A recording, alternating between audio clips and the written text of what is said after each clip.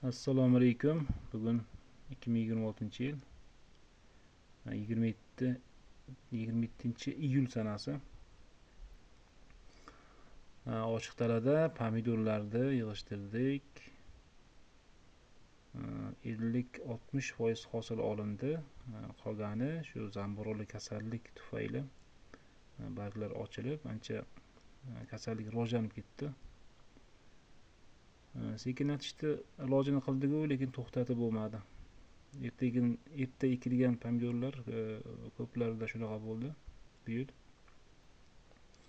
Ob-havo noqulay kelgani hisobiga. Endi shu tarvuzdan ekdik. Zeyaniki, bu kola. Bunisi Melody. Bu urug'lar Hindistondagi. Urug'ni o'zini qadadik dalaga. Savol bo'lishi mumkin, masalan, kechamasmi degan. Masalan, mana bu Melody 60-65 kunlik.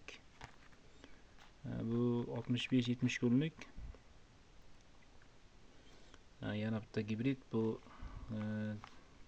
nemislarni ham olib ekdik buni sinovda. Endi bular ham kuni qisqarog'u, unaqa katta tarvuz ham bo'lmaydi. Bu 5-6 kilolik bo'ladi, bu 7-8 kilolik. Bu ham 6 kilodan 9 kilogacha bo'ladi. Lekin baribir harakat qildik-ku, ertaroq ekishga hech imkon bo'lmadi. Risk bor, xavotir, kuz qanaqa kelishiga ham bog'liq.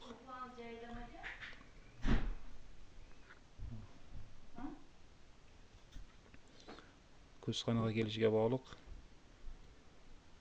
Nasib bo'lsa